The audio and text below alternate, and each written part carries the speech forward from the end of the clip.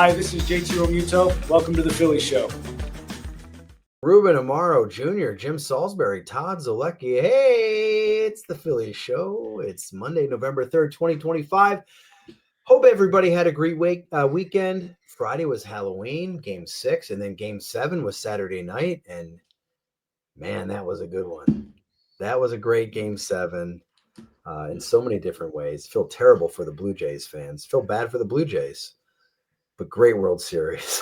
Great World Series. It's fantastic. Fantastic. Once they got that bottom of the eighth, they get that lead guy on second base, bottom of the eighth, no outs, man on second. And they didn't even advance that runner. You got to get that runner home and give Hoffman a 2-run cushion. I kind of had a bad feeling right when they didn't get that run home. And the bad feeling proved to be true. Yeah. I was kind of pulling for the Blue Jays. I like the underdogs. Me too. But, they made a few base running blunders in that series. And much like when the Phillies were eliminated on fundamental mistakes, the little things matter. They don't kill you on May 10th. They don't kill you on June 29th. They kill you in October. Absolutely. That play at the plate. Isaiah Kiner-Falefa didn't get that good secondary lead, and then you could double off in Game 6. Yeah, all that stuff. So a little means a lot, Charlie. Man, you used to talk about that a lot, and you can go with that, Todd, because it's going to be our first pitch. That's right. A little means a lot. Yeah. Let's go with that. Let's go first pitch. Here we go. First pitch. All right. First pitch is brought to us exclusively by our partners at Parx Casino, Pennsylvania's #1 casino. So Game 7 of the World Series is over, and that means free agency begins. Free agency begins. Teams have a few more days to negotiate and sign their own players. It almost never happens. But the Phillies, of course, came out and said, we want to bring back Kyle Schwarber, JT Realmuto. We would love to sign Ranger Suárez, they've said, although nobody really expects that to happen. They've said we'd like to bring back Harrison Bader. We'll see about that. So today's show, we're going to go over some of the names on the free agent market, and we're going to give our opinions on, are these guys fits for the Phillies? Are they not fits for the Phillies? And just give people an idea of what's out there, because while they think and hope to re-sign Kyle Schwarber and JT Realmuto, it's free agency, so nothing is guaranteed, gentlemen. Nothing is guaranteed. I've had a lot of people say to me the last few days, are they going to sign Schwarber? You think they're going to re-sign Schwarber? I'm really nervous about Schwarber. And I say, I know they really, really want to sign him, but who knows? So they have to have backup options. So tell us what you think. If you're watching us, throw some comments on YouTube. Let us know who we missed, what you think of some of our free agent guys. Same thing on all of our social media channels. So, guys, let's start at catcher. They want to bring back JT. Let's say somebody offers him a big 3-year deal, or somebody loses their, goes even crazier and gives him a 4-year deal, and the Phillies go, oh my gosh, we've got no catcher. Have you looked at the list of free agent catchers? We're going to get to trade. We're going to do a trade episode later this week. So we're not going to talk about trade options today. We're going to stick to free agency. The free agent catching options are not that great. Salvador Perez is at the top of the list, but he's got a club option that's going to be picked up. Right after him, let's talk about maybe the next 2 best guys on the list, Victor Caratini and Danny Jansen. Either of those guys give you any flow? No flow. Oh, no, Jansen gives me a little bit of a defensive flow, and Caratini a little offensive flow. But as far as an everyday catcher, you're basically giving the job to a guy like Marchand, and having those guys fill in and help out.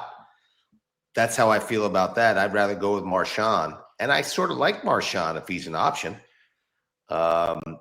Maybe that's how you get a little bit younger on your team. You got to have a lot of faith in this young man, because he just really, while he stayed healthy pretty much all year this year, just don't know whether he'll be able to be healthy enough to play a full season. Can he catch 100 games in the major leagues? Can he catch 110 games in the major leagues? And how much of a drop-off is it offensively, defensively, and running the staff-wise? I like Marchand. he's grown up a little bit, and I think that he did a good job in the backup role. But is he the guy you want to rely on to try to win a championship? I don't know. Maybe. Yeah. Yeah. I feel like JT's coming back. I think there's probably huge mutual interest. I know we know there's a lot of interest from team standpoint, but I think he likes it here. I think he has a home in Clearwater, and I think he wants to make it work here. I do think there's going to be play on him. If he doesn't come back, you might have to explore a trade. But Marchand could be the guy, but I still think come opening day, JT is back here. That's the way I feel like it's going to go. Todd, I'm wondering what you think about whether, say, JT is offered a 3-year deal at $15 million a year by the Phillies and a 4-year deal at $13 million a year by some other club. Where's he going to go?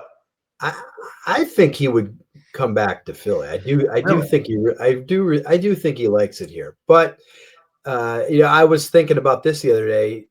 Nowadays players are signed based off what they might do in the future, but I feel like the Phillies might have to kind of give him a little bit of extra glue, even though his offensive numbers are down because of everything he means to this team and kind of what he has done for this team, to kind of maybe go back on, what teams do nowadays. Like I said, they don't pay for the past, they pay for the present or the future more than anything else. But I think in a case like JT, you might have to give him a little bit more money to, if a team does go 4 years. But I think he wants to stay. I agree with Jim. I think he wants to stay. I think he wants to stay too. Here's my thing, though, and I lived it as a GM, where I went that extra year on a guy like Chooch. I went that extra year on a guy like Jimmy Rollins, and it ended up putting us back a little bit.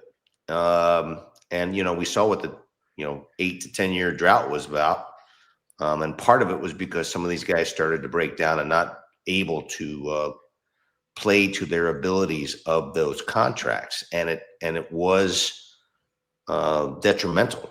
And when you try to make that transition, so you got to be careful. I love JT, love him, but you always want to try to. Just from my own experience, you'd rather start breaking things down 1 year too early than 1 year too late. And I hear you on that, but it's tough when you have these expectations and you have a Zach Wheeler, Trey Turner, Bryce Harper. We're talking $300 million contracts. We're talking $42 million a year for Zach Wheeler.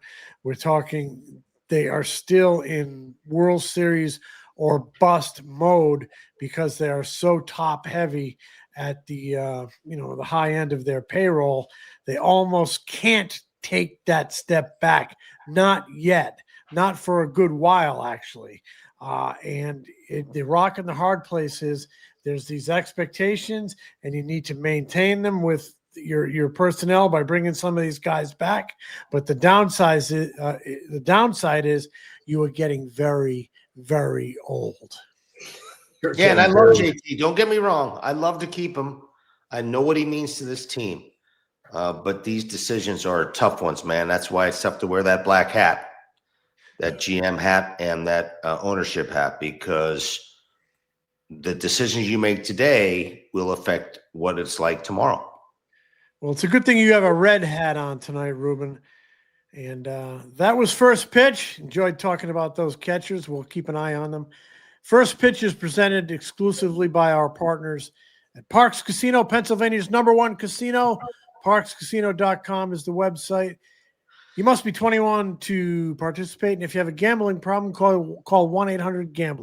FT fam, if you want more information about Superpower, I have real-life customer Eric Kratz with us right now to explain how you're basically getting the pro experience available for everyone. $199 is the price, and that's a discount from Superpower. That's a discount from everywhere. You get so much information from your lab test results. Christmas is coming up here soon. You can give this gift to somebody else. Health is the gift that keeps on giving. Your blueprint activated with Superpower. Not only did Superpower reduce that price to what Kratz is talking about, just $199, but for a limited time, FT Fam gets an additional $20 off with code TAKE20. Head to superpower.com and use code TAKE20 at checkout for $20 off your membership. After you sign up, they're going to ask you how you heard about them, and make sure you mention FT to support the show. Stop only reacting to health problems and start proactively improving your health based on real personalized data with Superpower.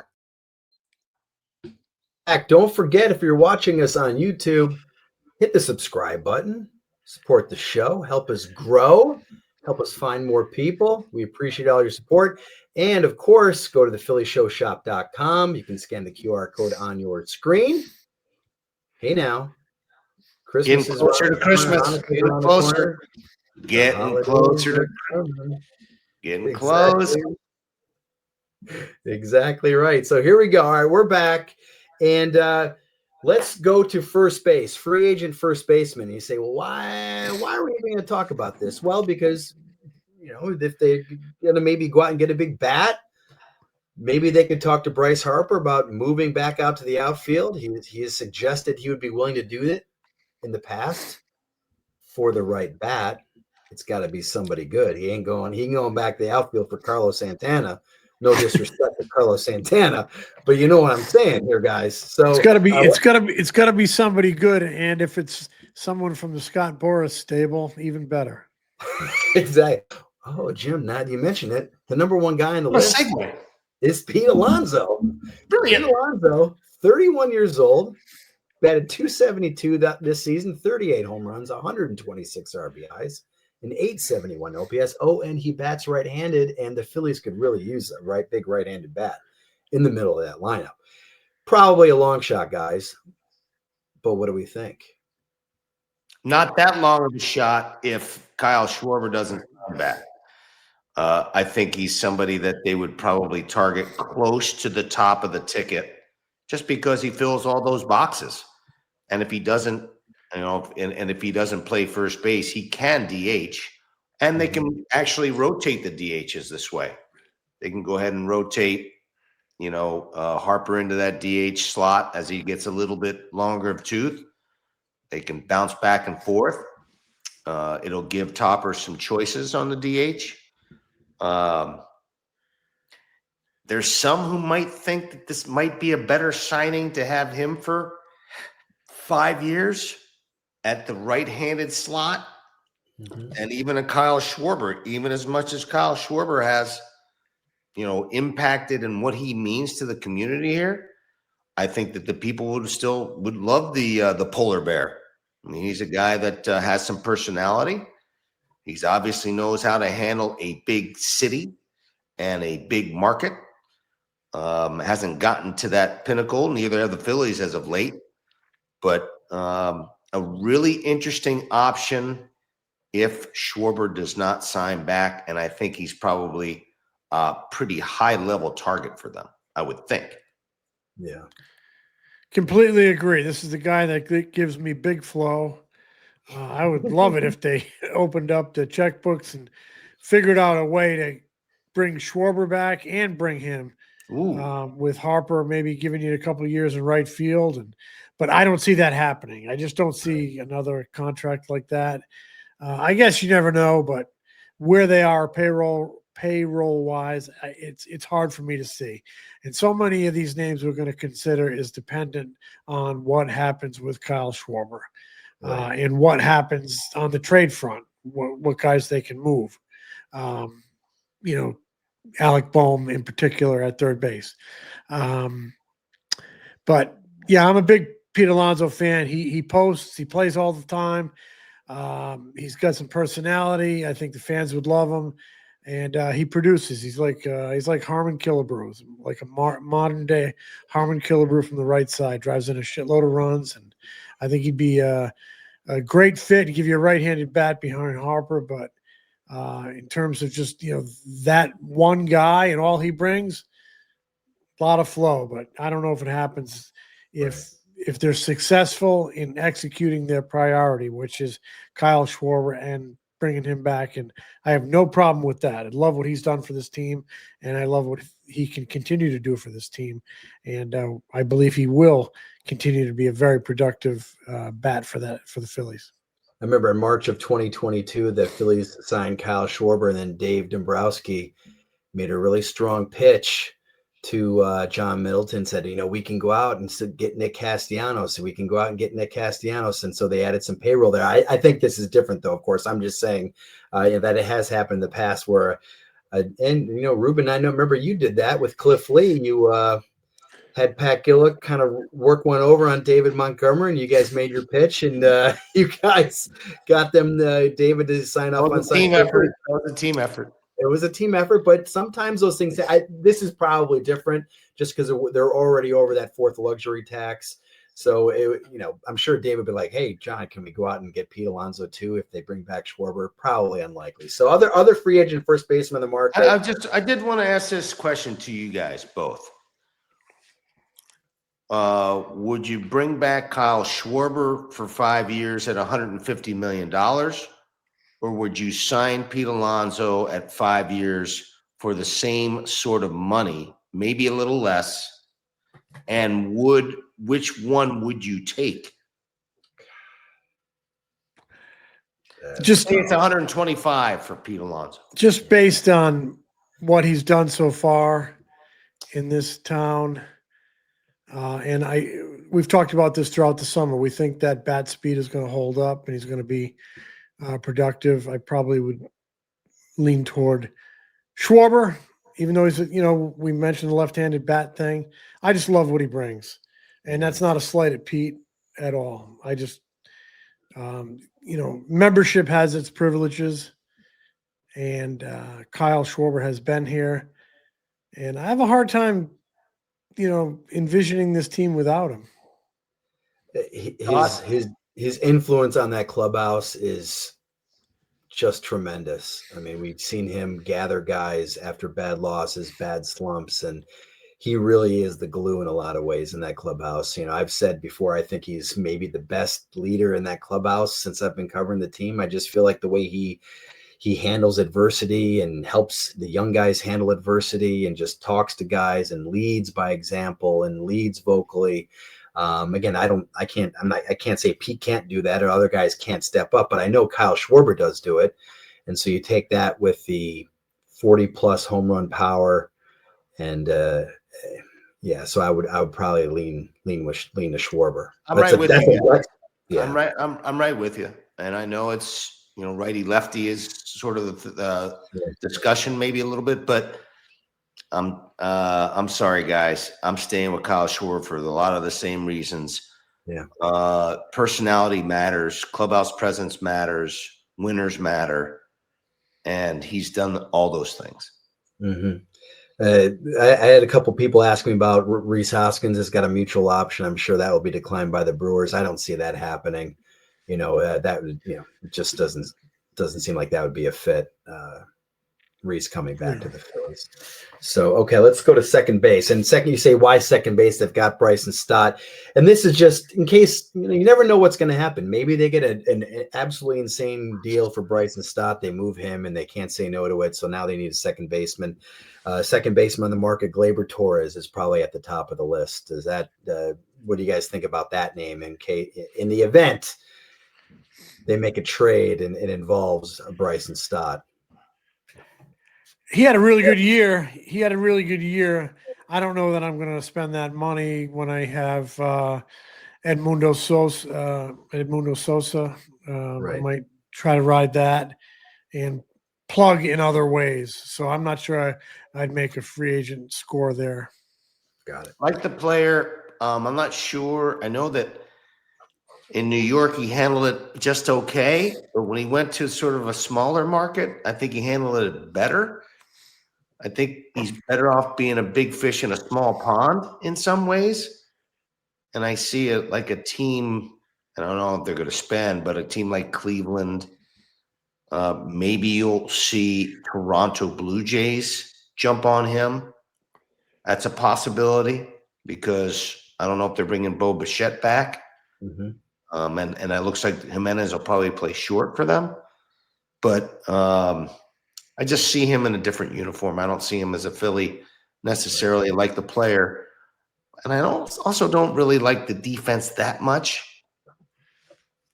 a little concerned about the defense if you pair him with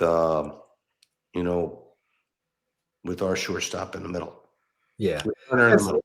Kind of a long shot, but I wanted to at least mention one guy at every position. So let's go to third base now. Third base is interesting because of what happened last offseason. Alec Bohm, the Phillies tried to trade him. They didn't really get what they wanted or the interest they wanted, and so they kept him. Would not be surprised if they traded him this offseason as they try to shake things up. And so there are some very interesting names, free agent third baseman.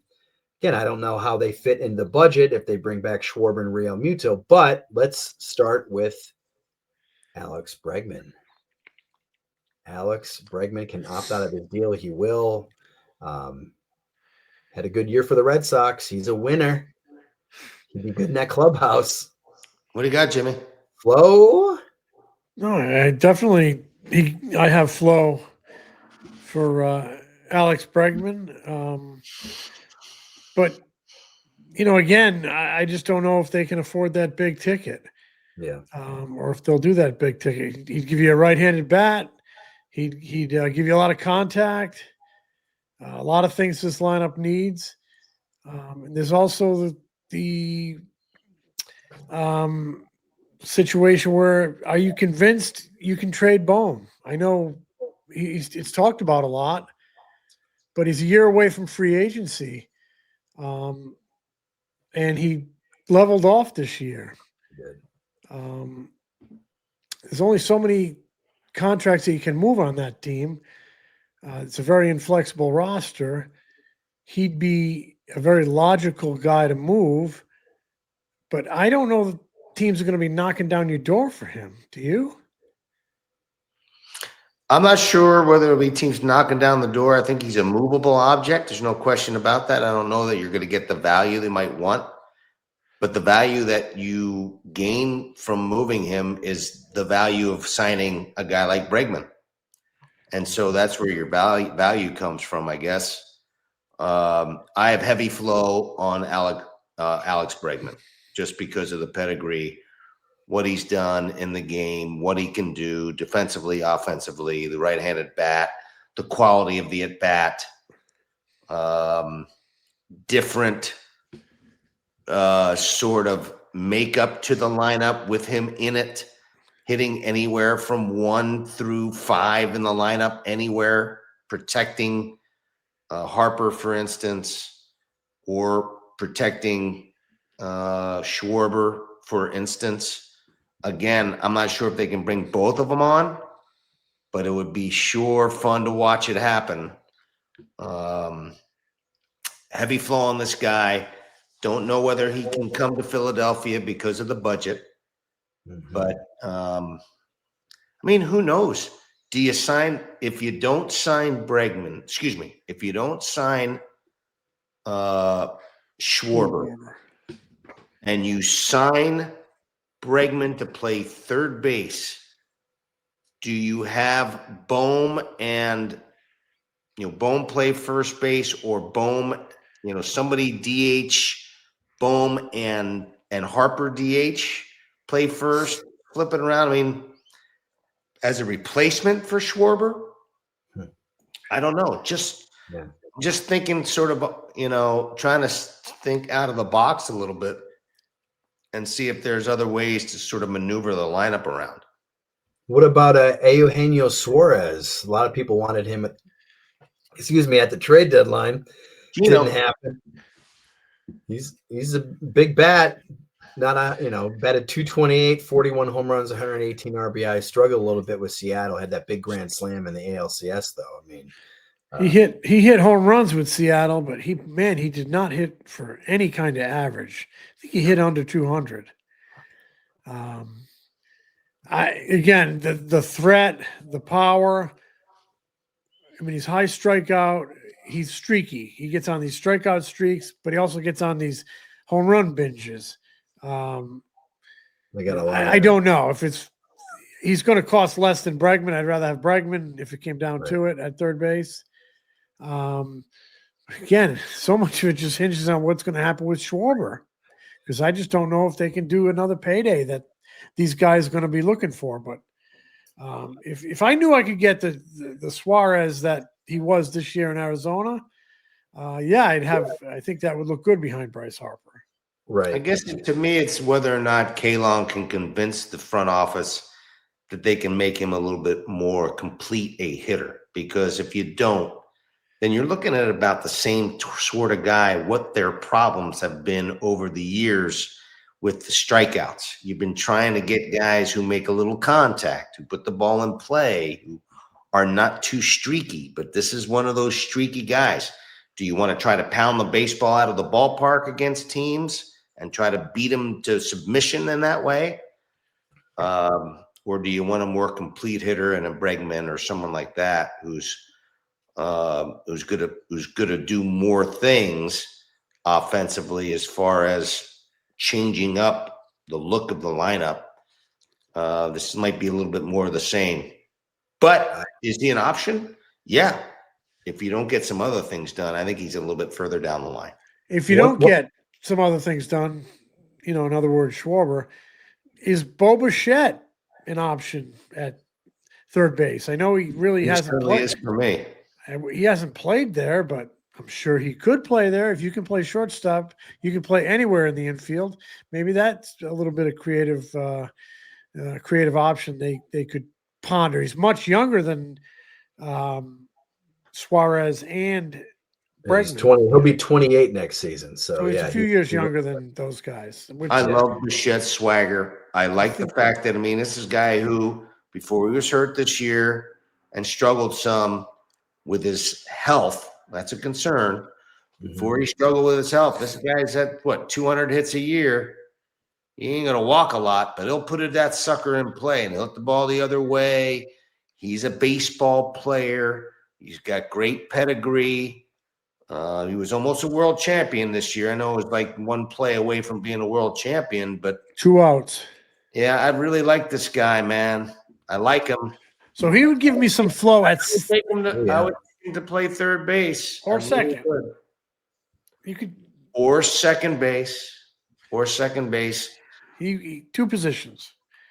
He could play 3 positions. Oh, no question. But you're not going to probably move his best. I think he's better off staying out of shortstop because doesn't quite fit the pedigree of being a short. I know he played it and did a pretty good job of it, but the metrics play out on him and the eye test as far as shortstop is concerned. I'd rather have Turner at short with the way Turner played, and I'd probably go with Bichette at third base. I think he's a really, really interesting option there. I love that idea. You talk about a team that needs to put the ball in play more. A guy hit 311 this year, so and you said like 200 hits a season. That changes the dynamic of the lineup. One last third baseman I want to mention is Munetaka Furakami from Japan. He's the big Triple Crown winner over in Japan. And for what it's worth, I just want to mention this. Nikon Sports reported this week or last week that the Yankees, Mets, Phillies, and Mariners are among the teams that can make a big push for him, which take that for what it is. I don't know. But all the big money teams. All the big money teams. Go figure, right? Imagine that. Shocker. But, he got big time power, supposedly, based off his production in Japan. But he also has been striking out a lot more and walking a lot less. Is he a left-handed hitter? I don't think he is. Murakami? Yeah. The highlights I've seen left-handed. A lot of people I think he's left-handed. I'm sorry for not knowing this. I should probably be on top of it, but.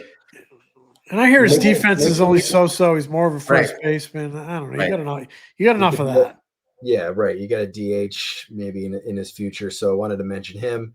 All right. So coming up after this break, Ruben's gonna tell us what's going on at Parks. We're gonna talk outfield and some of the free agent pitchers. Ruben, what's going on at Parks? Yeah, Parks Casino. It is my number one casino in Pennsylvania. It's my casino of choice. They've got it all. Headline entertainment at the Excite Center. Happy hour in the Liberty Bell Beer Garden. 76ers watch parties. Those 76ers are hot, man. They're playing great early basketball.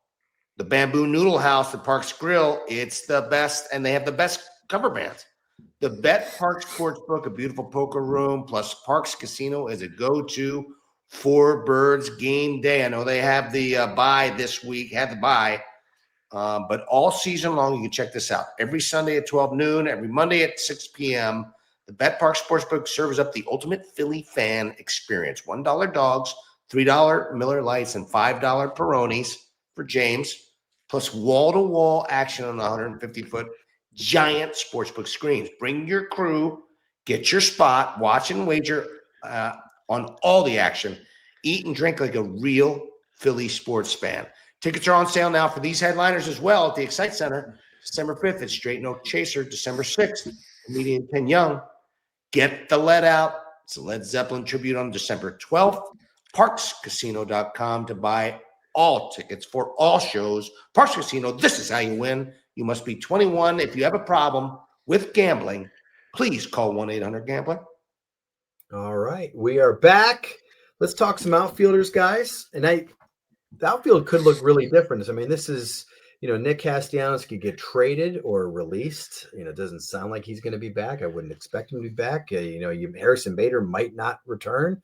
Sounds like Justin Crawford is, I don't want to say a lock to make the opening day roster, but the way they were talking about him a couple of weeks ago sure sounds like he's going to make the team. I mean, Dave Dombrowski basically said, well, Max Kepler's not coming back, and we got Justin Crawford ready. So take that for what it's worth. You have Brandon Marsh, obviously, as well. So there are some outfielders out there. Everybody, I don't know where we want to start. You guys can just jump in wherever. Some of the names that come to mind: Cody Bellinger. Well, let's start. Kyle Tucker. He's the big fish. Ooh. You've got Cody Bellinger. You got Ramon Laureano. He's got a $6.5 million club option. I think the Padres are going to pick that up. I know Jim, you liked him at the trade deadline. But any outfielders out there, Tucker, Bellinger, that would fit if Schwarber doesn't come back, or would fit otherwise that you kind of like? Maybe some under the radar guys. They need a right-handed bat, especially if they're going to have both Marsh and Crawford on this ball club. Yep. Now I'm talking Marsh probably right field, Crawford in left, or Crawford in center. I know we talked a little bit about Harrison Bader. I think we really need a right-handed bat. And I think there's a couple of, maybe under the radar type right-handed bats. I think the Laureano one is a big one. Bader obviously would be helpful. But there's some other right-handed bats that could be of interest as well. Would you Jared Durant? Oh no, he's a trade possibility. I'm sorry. Trade possibility. Yeah. What about he's left-handed? Rob Refsnyder? If you're talking about an under-the-radar platoon type guy, he crushes left-handed pitching. Yeah, he sure does. I mean, interesting name. I mean, listen, that protects him. That protects the guy like Crawford, because against a tough left-hander, if you don't want to get him, leave him out there hanging against the tough lefties and sort of ease him into an everyday position.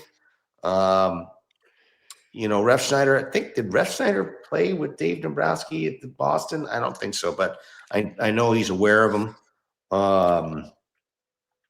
Just an interesting guy. He's been around a while, but, again, right-handed bats are sort of tough to find. Somebody who can do and has been that platoon person. It's an interesting skill set, and also probably something they need. Definitely something they need. Yeah. And they might have more success right-handed bat. If it's not Bader, they might have more success with some trade guys, which we're going to get into later in the week. Yeah, well, Weston Wilson. Don't rule out Weston Wilson. I know, he's a young major league player, but he's got some, age on him. He's sort of done that job now a little bit. He's athletic. He can play a couple different places.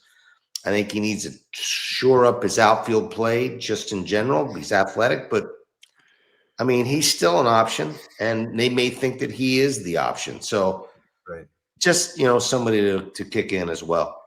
And Weston Wilson will get every opportunity because he is also out of options and cheap. Next season. And cheap. So, they're going to give him a shot there. I'm just going to mention him because he said under the radar, kind of like, so I think of under the radar guys as like a platoon guy, a 1-year deal guy. Austin Hayes is a free agent again. If they wanted to go back to that, he crushes right now. I love Austin Not paying Hayes. attention. I love when they got him. I thought it was a great move. Didn't turn out well because he got hurt. Didn't play a lot. Got sick. I mean, like almost deathly sick at one point in Toronto when we went up there a couple years back. And I mean, this guy, he showed the world why that was a pretty good move with the work that he did with Cincinnati this year. Veteran guy, likes to play, hard nose. I like him. And I was speaking with Francona when they were in here, and he loved him, how hard he played, how he posted, leadership, clubhouse, all of the above. He sounded like he was a real character player for that team. He just never got off the ground in Philadelphia because of the injury and the illness. Yeah, he batted .319 this season with a .949 OPS against lefties. So I mean, Is that good? That's pretty good. If that's the type of guy you can get, and you think that's the type of guy you need to maybe help out round out that outfield situation. So, okay, so let's move on to the pitching staff. Starting pitchers. There's some good guys out there, but if they're not going to bring back, have you guys changed your opinion on Rangers' chances of re-signing with the Phillies, or do you still think that that's a long shot? Do you still think that's a long shot? Yeah, I don't think it's impossible, but I think it's a long shot. 30%er. Okay. I think it's probably less than 30%. Unless something crazy happens. I just don't see him coming back. I think Scott Boras is his agent, and he's gonna pitch him as one of the best, if not the best, free agent pitcher on the market. And he's gonna say, listen, okay, he hasn't pitched 33 starts in the season, but when he's healthy, and if he manages innings like the Dodgers did with all their guys, this guy is literally one of the greatest postseason performers in baseball history based off of ERA. Do you want that guy? He's going to say to those teams, do you want to win a World Series? Then you want Ranger Suarez at 150 innings in 2026 and pitching his, butt off in the postseason. So I think he's going to took us off. It took us off. The only way I see it is, we've talked about this, is a pillow contract, and we won't know that until early February, and then the Phillies would have to have a meeting to decide if they want to push their payroll up, because at that point they're already going to have their big free agent move done, be it Schwarber or somebody else, be it Schwarber and Realmuto and somebody else. So here's the thing, I think, and this sort of sounds counterintuitive, but the fact that you have pretty good news, or what we feel is going to be pretty good news on Zach Wheeler, sort of hurts the chances of having Ranger back, because now you're looking at 5 pitchers, basically 6 pitchers. I know you want to have more depth, but you're looking at Wheeler, Luzardo, Sanchez, Nola. You still have Taijuan Walker, and you got Mr. Andrew Painter. So that's 6 guys right there. Still would love a little more veteran depth. No doubt. Would love to have a veteran depth or a swing guy or someone like that. Certainly one of the reasons why they did what they did with Joe Ross, but a Joe Ross plus, someone who's going to, be able to help them have a little depth there. Yeah. We'll see. So a lot of the guys at the top of the list again. So if you're not going to get Ranger, you're probably out on Dylan Cease, Framber Valdez. Then after that, Freddie Peralta get traded. We'll talk about him later in the week. One maybe swing guy-ish, Nick Martinez from the Reds. It was the first guy I thought of was Nick Martinez. There you go. So he made 26 starts this season for the Reds, 40 appearances overall, so 14 relief appearances. He had a 4.45 ERA overall, but a 2.61 ERA as a reliever. He's very effective pitching out of the bullpen. So that's a guy that, maybe you sign him and you throw in some incentives, right? You could do that, Ruben. You make 10 starts, you get an extra $100,000 or whatever, probably more. Yeah, I like that. I like it. I like the idea. It was a Chan Ho Park sort of thought process. And, he's got a lot of weapons, maybe too many weapons sometimes. I think he's got like 6 or 7 different pitches, but he's got pretty good stuff, and he's been there and done it. And, you pitch in Cincinnati and you sort of wonder, those numbers elevated, because that's a tough place to pitch, man. The ball does fly there. It's an airport. And you wonder if he's pitching somewhere else where his numbers are a little bit better. I know Citizens Bank Park's a nice place to hit, but not like Cincinnati. So, interesting name. Yeah. There's some other names out there. I mean, I don't know. These guys don't really qualify as swing guys, but you start going lower on the list. You have the Chris Bassitts, the Zach Eflins, guys like that. Would Justin Verlander or Max Scherzer, is there any pathway to them joining this squad next year? Jim, you mentioned something. I remember you mentioned something. Was it in spring training, or was it Scherzer as a closer? But that probably doesn't happen now with Duran. But just doesn't have the stuff now. Yeah. Has the gumption. I just think this team is just getting so old. I can't do that at this point. But Scherzer a year ago, at $5 million, I would have looked at him as a closer type. But anybody else is impressed by Bassitt's effort out of the bullpen that as I was? I mean, he did it really I love nice. Bassitt. He's tough. He's a tough guy. I think he's going to be looking for a starting job somewhere, no doubt. But the fact that he can do both, embarrassment of riches, shit, I'd love to have the guy. I'll take him and do sort of what the Dodgers did, stockpile all those starters and see who can go and, sort of ease everybody through the season. And then in October, let them all fly in the bullpen or whatever, mix and match. Right. Help them win a World Series. Absolutely. So we've talked about that name, Todd. Chris Bassitt. He might be looking for more of a prominent role with a team, but certainly, boy, he would be a nice piece to get here if he'd be open to being a swingman, back end type. But I think he's going to look for more of a prominent role with a team.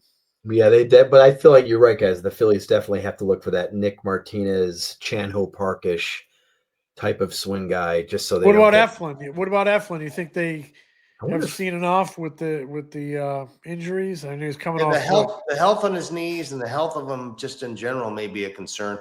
Nothing about the personality and the and the makeup is, I'm sure they'd love to have that. But he had back surgery late summer. He's supposed to be 100% by spring training. Back, knee. Be interesting. Yeah. I love the guy, but I just don't. You have to hope that your medical people know what they're doing and can evaluate him well enough.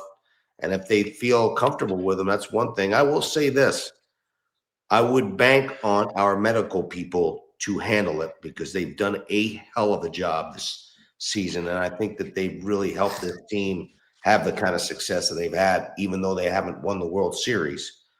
They've done a pretty damn good job of keeping the guys on the field. The more I think about it, I don't know if they would do that because of their medical people. They know Eflin well, and they already backed off him once when he became a free agent a few years ago after 2022. They backed off him because of reasons for durability and health track record. So I'm not sure 3 years later that they would do that, but it's a very, very interesting name. That he'd be that type of guy, swingman. No doubt. Swingman. Got to have that. He'd love to be back. I'm sure he'd finish up here. He'd love to be back with his boy Aaron Nola. Yeah, really good guy. Yes, they are. They're very, very tight for sure. Okay, so let's finish up with the bullpen. So you got Joan Duran as the closer. You have Matt Strahm. You have Jose Alvarado, almost certainly going to be back based off of what Dave Dombrowski said. You have Orion Kirkring. Who am I missing? Tanner Banks is back there. But they could probably use another arm You can always Oh, use yeah. another bullpen, another two, especially when you kind you're of watch the darn bullpen tootin'. play out again. You watch the bullpen play out this postseason again. It was kind of like, God, can they go? How did they get from the starter straight to Duran right now, or Strom to Duran? Strom was pretty decent, but some of the relief pitchers that are out there, Robert Suarez, he can opt out. He's got 2 years left on a $46 million deal. But I would think if Robert Suarez does that, he's going to want to close somewhere. You have Raisel Iglesias, had a nice season in Atlanta. He's 30. He'll be 36 next year. And I'm just going to throw out a few more names that kind of interesting. If you like bounce back guys, they tried that with Jordan Romano last year and it did not work. Ryan Helsley, last offseason, you're like, oh, yeah, maybe they trade for Ryan Helsley. Man, he was terrible with the Mets, a 7.20 ERA with the Mets. Devin Williams, Mr. Changeup, he was not good for the Yankees. He had an ERA of 4.79. So you have some of those guys. Any of those guys interest you before we get to a couple other names I wanted to mention? Helsley would interest me. And Devin Williams would interest me too, just for a different look. I mean, you're looking at a different right-handed arm with that changeup. Maybe he needs to just get out of New York. That might have been part of it, but I would think that Caleb Cotham would say, I can probably do something with Devin Williams or Ryan Helsley. Maybe I can help straighten them out. Well, you mentioned a different look, Ruben, and I think there's one guy on this list that gives you the most different of the different looks, and that is Tyler Rogers. Yes, sir. Tyler Rogers is a free agent.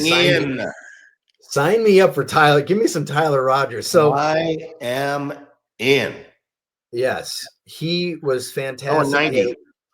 1.98 ERA this season, 2.71 ERA the last 4 seasons. And you say different look. Obviously, he's a submariner. I went on StatCast earlier today and I looked this up. His release point is averages be 1.3 feet off the ground. The next closest pitcher in Major League Baseball is Tim Hill at just over 3 feet off the ground. So this guy is 1.7 feet lower than Tim Hill.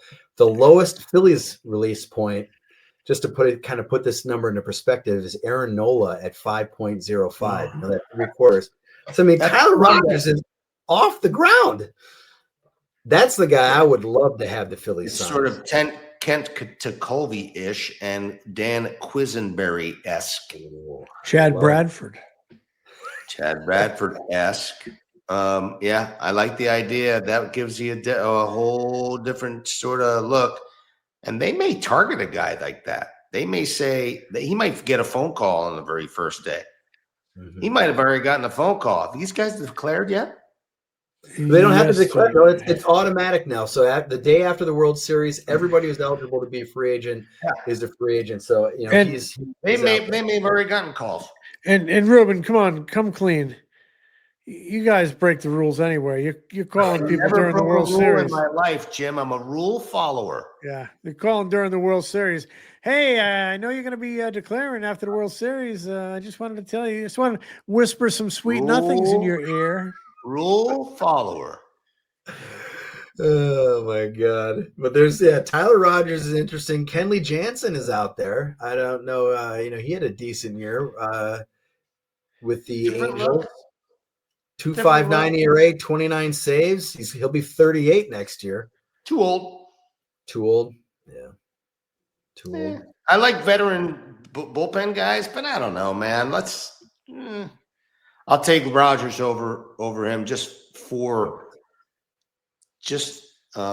perception one, but also I'd like to have a guy that the risk of him getting hurt is much lower. And those submariners, they don't get hurt very often because they don't have to work over the axis.